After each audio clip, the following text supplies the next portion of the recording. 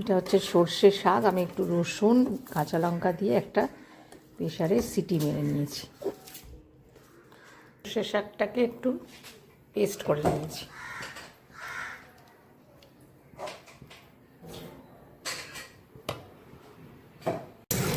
আমি অনেকটা পেঁয়াজ ভেজে নিচ্ছি সর্ষে শাকের জন্য।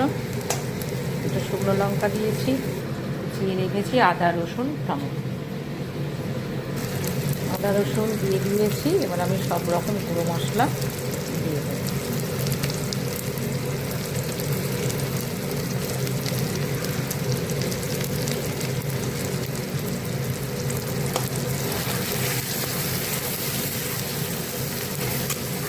ভালো করে কষিয়ে নেব। কষানো হয়ে গেছে, এবার আমি সর্ষে শাকটা দিয়ে দেবো।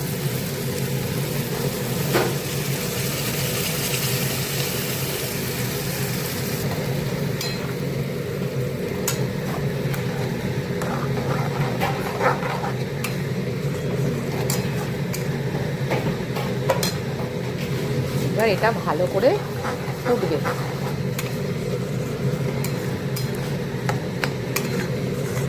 দিয়ে দিচ্ছি একটু ঘি।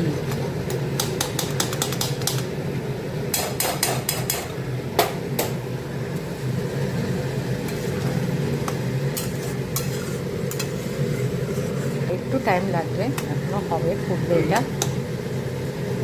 এবার এটা হয়ে গেছে, মোটামুটি একটু তেল ছেড়ে দিয়েছে। এবার আমি নামিয়ে নেব। এটা রুটি, পরোটা, নান, তুমি সবার সঙ্গে খেলেই ভালো লাগে।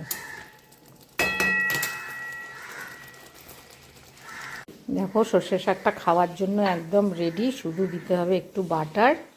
কিন্তু এখন এটা খাওয়া যাবে না, করেছি এটা রাত্রের জন্য। এর সঙ্গে মেথির পরোটা করব, তারপরে এটা খেতে পারবে। করছি মেথি পরোটা সর্ষে শাক দিয়ে খাওয়ার জন্য। দেখো মেথি কুচিয়ে নিয়ে একটু নুন দিয়ে মাখিয়ে রেখেছিলাম, তারপরে ময়দা দিয়ে মেখে নিয়েছি। এখানে করছি, আটা দিয়েই বেলছি।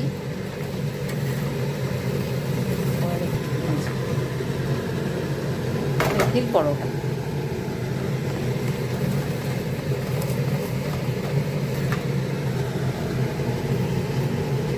চলে এসো, দিয়ে দিলাম একটু চিকেন দিলাম, আর সকালে করে রেখেছিলাম সর্ষের শাক, মেথির পরোটা, সাথে আছে কাঁচা পেঁয়াজ। বসে পড়ো।